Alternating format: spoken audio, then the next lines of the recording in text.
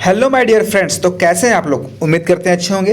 दोस्तों, आप सभी का एक बार फिर से स्वागत करते हैं एक नए वीडियो में। जैसा कि देख रहे हैं कि आज हमने सुबह जो है सो क्लास 9 का साइंस का क्वेश्चन, जो प्रोजेक्ट रेल आपका एग्ज़ाम होता है, उसका गेस क्वेश्चन सुबह हमने वीडियो अपलोड किया था। और उसमें लगभग 90% क्वेश्चन ऐसे थे दोस्तों जो मैंने गेस किया था, ठीक है। और बाकी दोस्तों, ये जो वीडियो होने वाला है ना, ये आप देख ही गए होंगे, जैसा कि थंबनेल में लिखा हुआ है आंसर की। ये आंसर की वीडियो होने वाला है।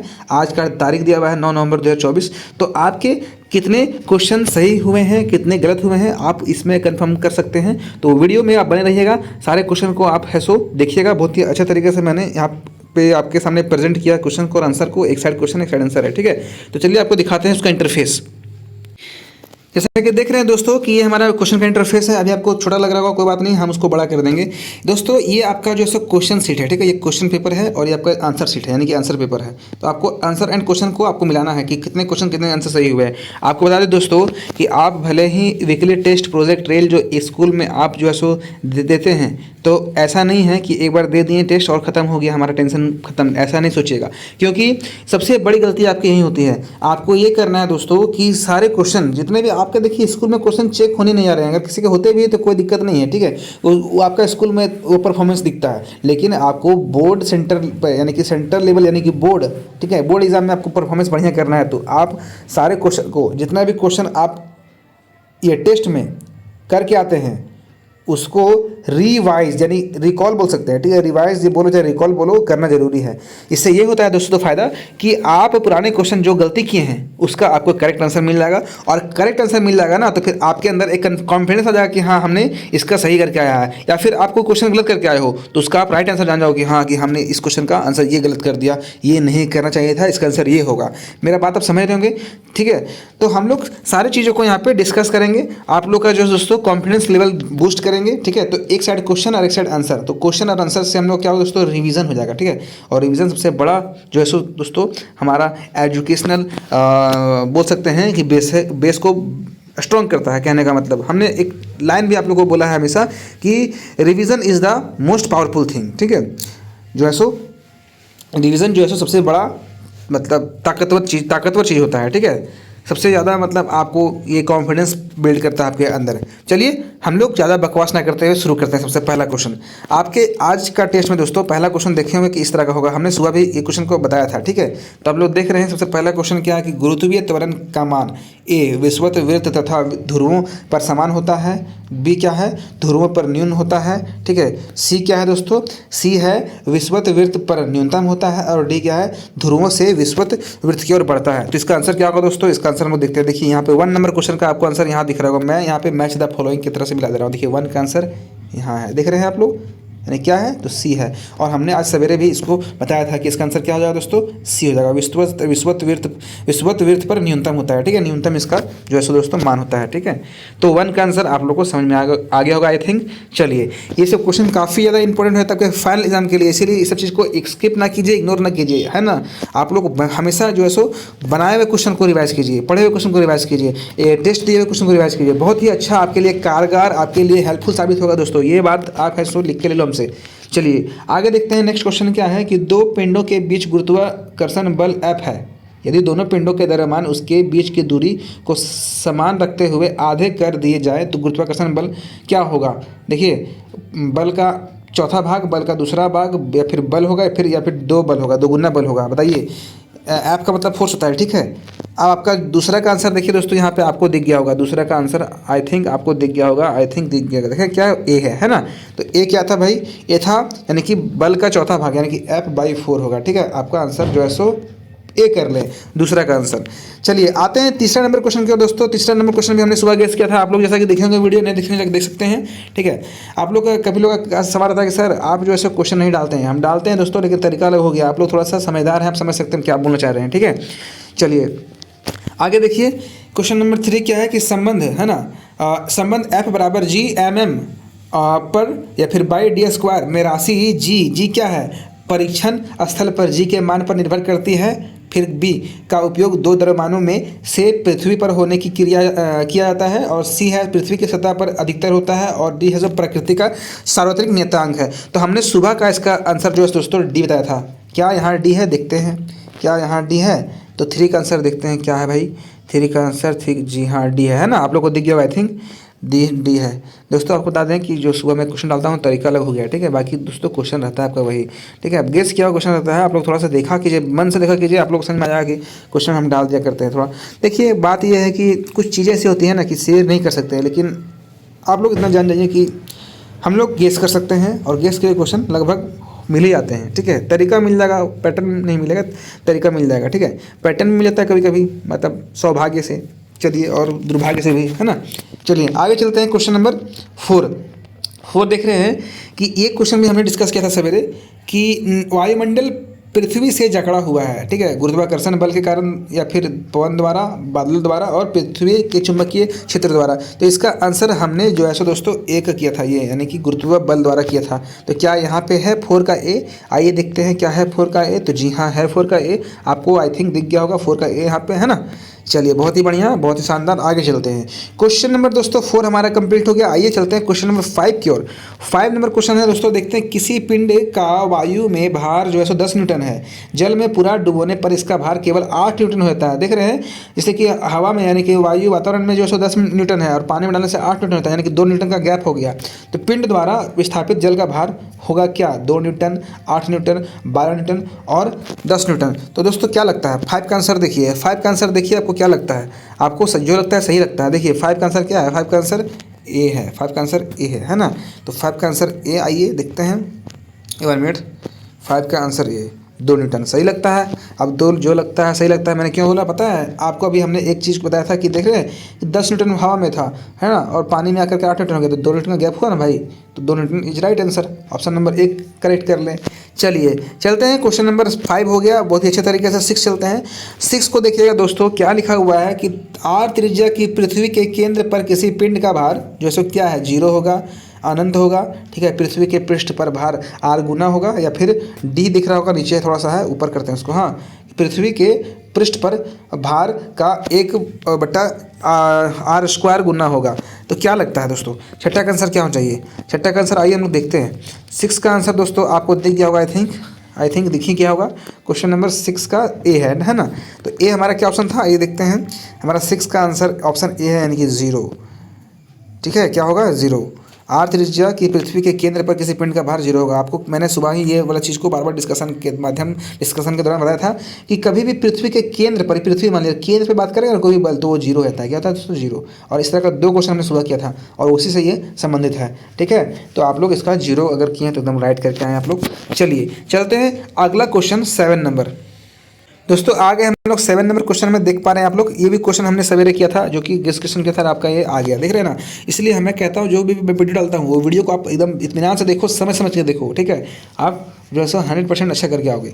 रॉकेट किसके संरक्षण के सिद्धांत पर कार्य करता है? तो दोस्तों द्रव्यमान संरक्षण के नियम पर, या फिर ऊर्जा संरक्षण के नियम पर, समय संरक्षण के नियम पर और वेग संरक्षण के नियम पर।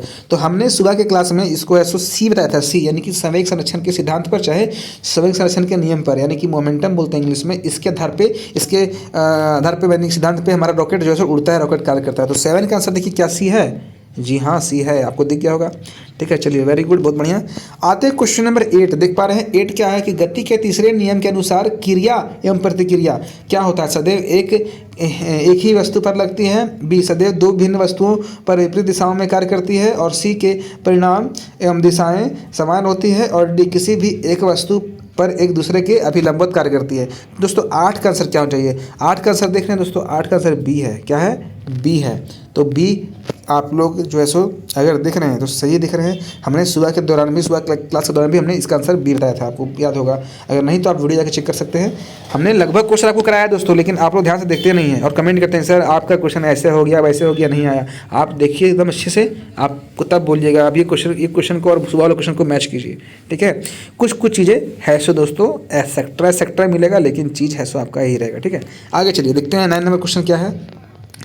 9 नंबर क्या है कि निम्नलिखित में कौन ऊर्जा मात्रक नहीं है? यानी ऊर्जा का मात्रक नहीं है। जूल नहीं है, न्यूटन मीटर नहीं है, ठीक है, और किलोवाट नहीं है, और किलोवाट घंटा नहीं है। तो 9 का आंसर क्या हो जाना चाहिए? 9 का आंसर सी होगा। देख रहे हैं जैसा कि आपको दिख रहा होगा कि सी ऑप्शन है। तो दोस्तों सुबह के क्लास में भी हमने सी को बताया था। किलोवाट जो है दोस्तों ये है सो नहीं है आपका जूल, यानी कि ऊर्जा का मात्रक नहीं है, ठीक है। ऊर्जा का मात्रक नहीं है, कौन? किलोवाट नहीं है, तो ऑप्शन नंबर सी को करेक्ट कर ले आप लोग, अगर किए हैं तो एकदम राइट करके आए आप लोग, एकदम वेरी गुड।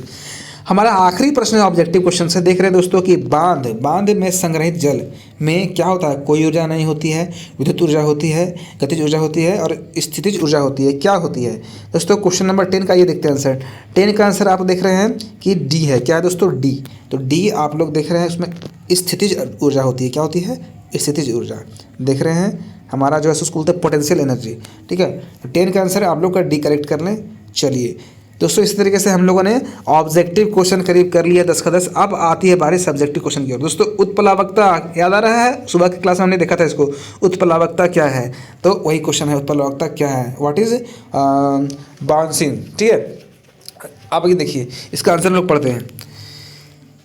11 नंबर क्वेश्चन का आंसर पढ़ते हैं, थोड़ा ध्यान दीजिएगा, थोड़ा सा आप लोग वेट कीजिए, हाँ वेट नहीं करना है, बस आ गया है। देखिए क्या लिखा हुआ है, तरल पदार्थ का वह गुण जिसके कारण किसी वस्तु को उसमें डूबते हैं, किसी वस्तु को उसमें डुबाते हैं, ठीक है, तो वस्तु ऊपर की ओर बल लगाता है तो उसे उत्प्लावकता कहते हैं। दोस्तों सिंपल सा बात बताएं, अगर आप क्या कर रहे हैं, कोई वस्तु को पानी में अगर तैरा रहे हैं तो वो डूबता नहीं है बल्कि तैरता है, तो समझ लीजिए उत्प्लावकता बल लग रहा है। या फिर आप कोई लोटा को, चाहे ये जग को आप है ना उल्टा करके पानी में डालिए, देखिए नहीं जाएगा, वो क्या करेगा, ऊपर धकेलेगा, तो हो गया उत्प्लावकता बल, ठीक है, उत्प्लावन भी बोल सकते हैं इसको। चलिए आप देख रहे हैं यहाँ पे डायग्राम भी है। डायग्राम में क्या है दोस्तों कि आपका ऐसा देख रहे हैं, ये फ्लूइड है यानी कि पानी है, और ये क्या है आपका एम ऑब्जेक्ट है, नहीं ऑब्जेक्ट है, और यहाँ पे दोस्तों इसको हम लोग पानी में धकेल रहे हैं, है ना, ग्रेविटी डाल रहे हैं, देख रहे हैं। तो ये क्या हो रहा है, ये इसको क्या कर रहा है, धकेल रहा है ऊपर, मतलब इसको प्रेशर मारेगा तो ऊपर फेंका जाएगा। तो जस्ट लाइक पानी है और ये डब्बा है, मतलब पानी में हम लोग मग डाला, मग नीचे डालेंगे अगर उल्टा करके तो ये ऊपर धकेलेगा, उसको बाहर फेंक देगा, है ना। तो इसी तरह का बल को बोलते हैं उत्प्लावकता बल, चाहे उत्प्लावन बल। चलिए क्वेश्चन नंबर हमारा दोस्तों ये 11 था, 11 हम लोगों ने अच्छे तरीके से देख लिया, समझ लिया, ठीक है। दोस्तों याद रखें कि जितना भी क्वेश्चन हम लोग करते हैं ना, ये एग्जाम के बाद दोबारा हम लोग रिवाइज कर रहे हैं, टेस्ट के बाद दोबारा रिवाइज कर रहे हैं, तो इसको आप लोग टाइम पास ना समझें। बहुत लोगों को लगता है कि यार हमने एग्जाम दे दिया, तो क्या पढ़ने की ज़रूरत है। पढ़ने की ज़रूरत है दोस्तों। आप लोग अगर देखिएगा, बढ़िया से समझिएगा, अपने अंदर थोड़ा सा अपने आप से पूछिएगा कि हमने क्या सही किया, क्या गलत किया, ठीक है। उस पर अगर हम लोग डिस्कशन नहीं करते हैं, चर्चा नहीं करते हैं, तो हमारे लिए दोस्तों ये सही नहीं होता है। आपको अगर तेज तरह स्टूडेंट बनना है तो समझ लीजिए कि revision is the most powerful thing, आपको रिवीजन करना जरूरी हो जाता है, ठीक है। चलिए आगे देखते हैं। एक वस्तु का भार पृथ्वी की सतह पर मापने पर 10 न्यूटन आता है, ठीक है। कहाँ, पृथ्वी की सतह पर नापने पर 10 न्यूटन आता है, तो चंद्रमा पर इसका मापने पर कितना होगा। तो ये क्वेश्चन दोस्तों बार बार ऐसा एग्जाम में पूछता है, वो फाइनल में पूछेगा। आप ये क्वेश्चन समझ लीजिए कि एग्जाम में आपका फाइनल में एकदम रहेगा, श्योर रहेगा, ठीक है। तो इस सब क्वेश्चन को ये देखते हैं, इसका आंसर कैसे बनेगा। तो 12 नंबर क्वेश्चन देख रहे हैं दोस्तों, यहाँ क्या लिखा हुआ है, ऑब्जेक्ट ऑफ द मून, तो क्या होता है WV/6 लिखा है, उससे छोड़िए ना, यहाँ पे वेट है WEIGHT, इसको भी मतलब वेट समझिएगा, वेट बाई 6, तो वेट था 10 न्यूटन, 10 को भागा हमारे 6 से, कितना आ गया, देखिए यहाँ पे आ गया ना आंसर, कितना 1.67 न्यूटन, ठीक है। यानी कि 10 न्यूटन को 6 से भागा मारेंगे, यानी कि पृथ्वी पर जो भी उसका भार है उसको ऊपर लिखेंगे, मतलब यहाँ पे हो गया वेट ऑन अर्थ, W से वेट ऑन और अर्थ, ठीक है, और बाई यहाँ पे क्या हो जाएगा, यहाँ पे आपका जो है 6 से भागा मार देना, तो निकल जाएगा वो चंद्रमा पर उसका भार, ठीक है। तो समझ में आ गया होगा आप लोग को। 12 नंबर क्वेश्चन हम लोग कर लिए दोस्तों। अब चलते हैं क्वेश्चन नंबर 13 की ओर। 13 नंबर क्वेश्चन देख पा रहे हैं आप लोग, हो सकता है दिख रहा होगा, थोड़ा सा अक्षर छोटा है लेकिन कोई इशू नहीं है। न्यूटन के गुरुत्वाकर्षण के नियम को समझाइए। इस क्वेश्चन को भी हम लोग ने सुबह किया था, आप लोग अगर याद होगा तो बता सकते हैं, है ना। तो 13 नंबर का आंसर देखिए दोस्तों, क्या लिखा हुआ है। दोस्तों सबसे बड़ी प्रॉब्लम क्या है ना कि, चलिए कोई प्रॉब्लम नहीं है, बात बताएंगे, हाँ।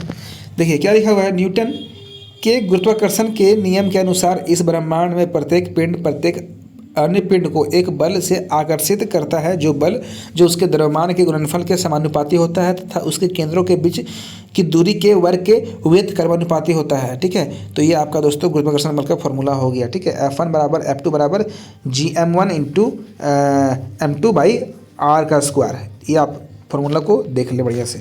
चलिए क्वेश्चन नंबर 13 हमारा भी हो गया दोस्तों, 13 भी हमारा हो गया, कहने का मतलब। चलते हैं 14 नंबर क्वेश्चन, देख रहे हैं थोड़ा नीचे है, आप लोग ध्यान से देखिए, दिख जाएगा। क्वेश्चन नंबर 14 क्या है दोस्तों कि 15 kg द्रव्यमान की एक वस्तु 4 मीटर प्रति सेकंड के एक समान वेग से गतिशील है, तो वस्तु की गतिज ऊर्जा निकाले। तो वस्तु की गतिज ऊर्जा का आपका फॉर्मूला दोस्तों थोड़ा सा याद रखना पड़ेगा। आइए देखते हैं उसका असर क्या है। चलिए देखिए, अब 15 kg द्रव्यमान है, याद रखिएगा द्रव्यमान है कि एम 15 kg है, ठीक है। एम मतलब मास होता है, मास होता है द्रव्यमान, 15 kg हो गया इधर, और वस्तु का क्या है दोस्तों, ये वेग है, वेग वेलोसिटी बोलते हैं। तो कितना है 4 मीटर प्रति सेकंड। तो आइए देखते हैं काइनेटिक एनर्जी जो है सो गतिज ऊर्जा का क्या होता है फार्मूला। देख रहे हैं गतिज ऊर्जा को लिखते हैं EV is equal to half mv²। ठीक है, EV मतलब होता है वही काइनेटिक एनर्जी। जो EV देख रहे हैं ना आप, EV यानी काइनेटिक एनर्जी है ये। तो m से मास हो गया, बताया था 15 kg, वेलोसिटी यानी कि v कितना हो गया 4 मीटर प्रति सेकंड। तो EV का फॉर्मूला लगा दिया 1/2, फिर मतलब हाफ mv²। तो हाफ का हाफ लीजिएगा, m कितना है, m आपका 15 kg है और v कितना है 4 का स्क्वायर। तो कितना हो गया देखिए, काटिएगा तो दोस्तों पूरा कट कुट करके कितना आएगा 120 जूल। ठीक है, आपको पता है कि ऊर्जा का मात्रक जूल होता है। ठीक है, चलिए हम लोगों ने इसका भी आंसर देख लिया, 120 जूल इसका करेक्ट आंसर हो जाएगा। ठीक है, आइए देखते हैं क्वेश्चन नंबर 15। 15 क्या है क्वेश्चन नंबर दोस्तों, देख रहे हैं कि 15 हमारा क्या है दोस्तों, कि 19.6 मीटर ऊंची एक मीनार की चोटी से एक पत्थर छोड़ा जाता है। पृथ्वी पर पहुंचने से पहले इसका अंतिम वेग ज्ञात कीजिए। ठीक है, देखिए मीनार से जो दोस्तों छोड़ा गया है 19.6 मीटर ऊंची मीनार से एक पत्थर को छोड़ा गया, तो पृथ्वी पर पहुंचने तक इसका अंतिम वेग क्या होगा। तो 15 का आंसर देखिए हम लोग का यहाँ पे सॉल्व किया हुआ है। आइए समझिए बढ़िया से, देखिए क्या लिखा हुआ है। सबसे पहले चीज़ क्या है दोस्तों, according to equation of motion under gravity. तो क्या होता है पता है, v² - u² बराबर क्या होता है 2gs। आपको पता है ग्रेविटी के साथ दोस्तों ये फॉर्मूला लगता है आपका, यहाँ पे ध्यान दीजिएगा। अब u यहाँ पे इनिशियल वेलोसिटी है, इसको 0 मीटर प्रति सेकंड है, यानी कि प्रारंभिक वेग 0 मीटर प्रति सेकंड। और ये v होता है फाइनल वेलोसिटी यानी कि अंतिम वेग। अंतिम वेग कहते हैं दोस्तों, अंतिम वेग है ही नहीं। ठीक है, चलिए और दोस्तों जो आपका है सो स्टोन का हाइट कितना है, यानी कि 19.6 मीटर। तो ग्रेविटेशन का फॉर्मूला क्या होता है दोस्तों, ये वाला जो भी हमने यहाँ पे ऊपर देखा। बस v का पता नहीं था, v छोड़ देंगे, u पता था, 0 का स्क्वायर कर देंगे, 2gs कर देंगे, तो आपका 2gs यहीं रह गया और ये घट इधर आगे प्लस में है ना। ये जो आगे इधर क्या आ गया, 0 का स्क्वायर 0 ही होगा। मतलब आपको मालूम है, देखिए ये समझिएगा, ये v से 0 घटा तो v ही आएगा ना, कुछ तो मतलब बचा नहीं। तो 2gs में समझिएगा, 2 लिखा, g का ग्रेविटेशन का मान होता है पता है क्या 9.8 होता है, 9.8। g का मतलब होता है ग्रेविटेशन 9.8। ठीक है, और सम टाइम लोग 10 भी लेता है, लेकिन रेयर केस में 10 लेता है। अधिकांश ग्रेविटेशन का मान कितना होता है दोस्तों 9.8, याद रखिएगा। तो यहाँ पे g का बदले यहाँ पे 9.8 लिया। ठीक है, और s का मतलब दोस्तों जानते हैं कि हाइट, पत्थर का जो क्या हाइट था कितना 19.6। आप देखिए इसको सॉल्व कर लीजिए, आप काट कूट के देखिए आपका आंसर कितना आएगा, 2 गुना 9.8 इंटू 19.16। ठीक है, 6 आएगा सॉरी, और इसका पूरा रूट स्क्वायर निकालेगा तो 19.6 मीटर प्रति सेकंड आ जाएगा। तो ये था हमारा 15 नंबर क्वेश्चन का आंसर। आइए देखते हैं हमारा आखिरी प्रश्न क्या है दोस्तों, 16 प्रश्न दिख रहे हैं, एक मिनट थोड़ा सा, हाँ 16 देखिए क्या है दोस्तों, कि दो वस्तुओं को बोझ लगने वाले गुरुत्वाकर्षण बल क्या होगा यदि एक वस्तु द्रव्यमान दोगुना कर दिया जाए, एक वस्तु का द्रव्यमान दोगुना कर दिया जाए। ठीक है, और वस्तुओं के बीच की दूरी दोगुना अथवा 3 गुनी कर दी जाए, और दोनों वस्तुओं का द्रव्यमान दोगुने कर दिया जाए। तो ये 3 का ऑप्शन दिया हुआ है दोस्तों। तो इसका आंसर जो है क्या लिखा हुआ है देखिए, कि according to the universal law of gravitation the force of gravitation between 2 object is given by थोड़ा सा कट गया है ना, हाँ देखिएगा गिवन बाई क्या लिखा हुआ है, Gmm/r²। ठीक है, तो इसका दोस्तों थोड़ा सा यहाँ पे समझिएगा, देखिए हिंदी कर दिए हैं, समझिएगा क्या लिखा हुआ है कि m बराबर 2m। ठीक है, तो गुरुत्वाकर्षण बल का दोगुना हो जाता है तब क्या होगा, तो F बराबर Gmm/r² है, 2f हो गया, तब ये इसका ये निकलेगा। ठीक है, जब यहाँ पे गुरुत्वाकर्षण बल दोगुना करेंगे तो इसका फॉर्मूला क्या बन जाएगा, ये बन जाएगा। ठीक है, अच्छा आगे देखिएगा, जब इसका जो है सो गुरुत्वाकर्षण बल क्या कर दें 1/4 भाग कर दें, तो ये क्या हो जाएगा 1/r² हो जाएगा, और 1/2r² को अगर पूरा तोड़िएगा तो आपको क्या निकलेगा 1 F/F=F/4। ठीक है, और इसका पूरा फाइनल निकल के आएगा दोस्तों ये आंसर। हालांकि आपको ये समझ में नहीं आ रहा होगा, मैं इसको अगले क्लास में दोस्तों एकदम प्रॉपर तरीके से बोर्ड में बताने का प्रयास करूंगा। यहाँ पे थोड़ा सा दिक्कत हो रहा है। ठीक है, और 4 गुना होने पे फिर दोस्तों कुछ इस तरह से आएगा। ठीक है, याद रखिएगा। तो एक तरह से ये थोड़ा फॉर्मेट आप इसको लिख सकते हैं कॉपी में, बाकी ये थोड़ा सा सॉल्यूशन वाला क्वेश्चन है, इसको मैं बताने का प्रयास करूँगा अगले वीडियो में। ठीक है, तो दोस्तों इतना ही क्वेश्चन हमारे पास था। बाकी दोस्तों आप लोग बताएं कि कितना क्या आंसर आप लोग का आया है, कितना क्या आप लोग सही किए हैं, और आपका ऑब्जेक्टिव खास करके कितना सही हुआ है वो हमें ज़रूर बताएं। बाकी दोस्तों मिलते हैं हम लोग अगले वीडियो में और अगले क्वेश्चन के साथ। और पता है दोस्तों, आप लोग का लाइव क्लास शुरू हो चुका है, वो भी शाम 7 बजे। क्लास 9th में अगर आप हैं तो ये शाम 7 बजे का जो है दोस्तों ये टाइम नोट कर लें। हालांकि लाइव क्लास आज भी हम आते हैं, लेकिन थोड़ा सा ये आंसर शीट को बनाने के चक्कर में थोड़ा सा लेट हो गया। और देखिए, एक साथ दो काम नहीं होता है, ठीक है। जिस दिन हम लोग फ्री रहेंगे, प्रोजेक्ट रियल वाले दिन में हम लोग का लाइव क्लास नहीं होगा, बाकी और दिन हो जाएगा, ठीक है। और बाकी आप लोग को एक व्हाट्सएप ग्रुप लिंक दिया गया है नीचे, इसको ज्वाइन कर ले, ताकि आपको जो भी इंपॉर्टेंट अपडेट्स हैं वहाँ पे हम देते रहें। अगर लाइव क्लास अगर होने का रहेगा तो आपको हम बोल देंगे कि हाँ आज होगा, और जिस दिन नहीं होने का रहेगा उस दिन बोल देंगे नहीं होगा। तो आप लोग थोड़ा सा वहाँ से भी रिमाइंड कर लीजिएगा, ठीक है। बाकी दोस्तों थैंक यू, वेलकम ऑलवेज। और आप लोग को जय हिंद, जय भारत, जय झारखंड, जोहार झारखंड, सभी को थैंक्स।